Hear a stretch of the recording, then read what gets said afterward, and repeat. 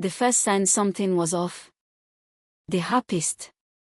Yeah, you heard that right, an actual harpist, in full concert attire, sitting in a wicker chair on my front lawn like she was on the set of some Jane Austen adaptation.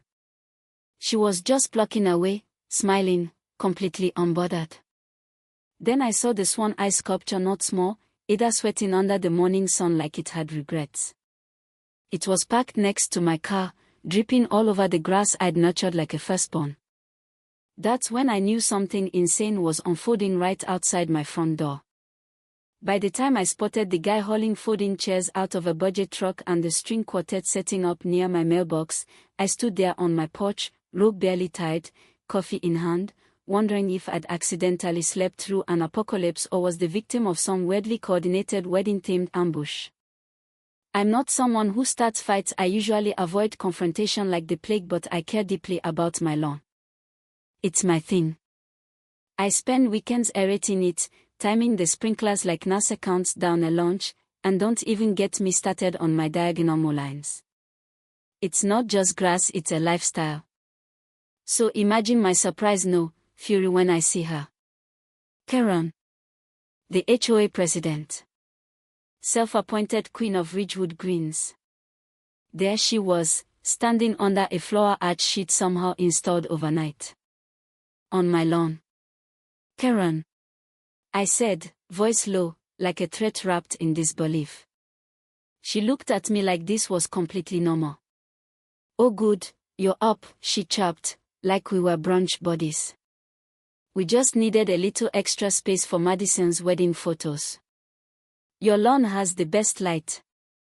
Madison, of course, is Karen's daughter, a walking Pinterest board with a shriek that could chip concrete.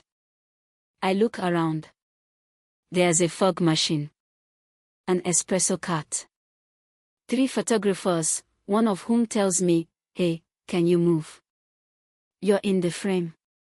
I was in my own front yard in my robe drinking coffee. He looked at me like I was the problem.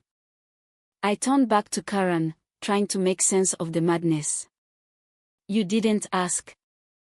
You didn't call. You didn't knock. This is my house.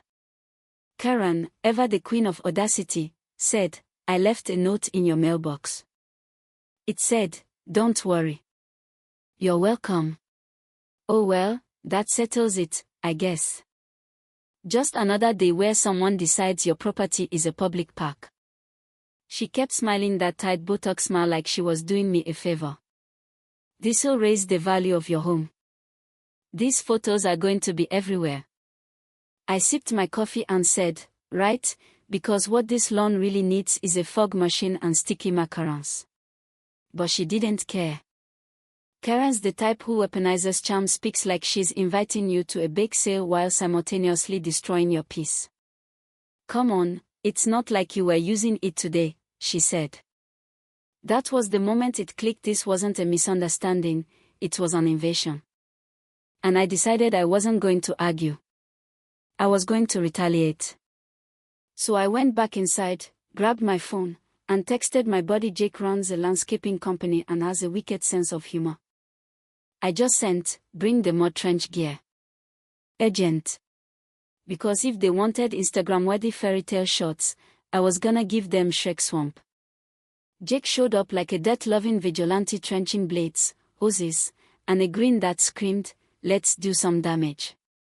Meanwhile, the shoot was going full force. Madison was twirling in front of my birdbath, Karen was micromanaging everything, and the harpist had moved on to some haunting rendition of the Canon in D. I smiled and waved at Karen. Just doing some lawn maintenance, I called out. She barely glanced over. We started trenching subtle channels right under the chairs and flower stands, surgical, precise, vengeful. Then we slowly turned on the water. Not too fast.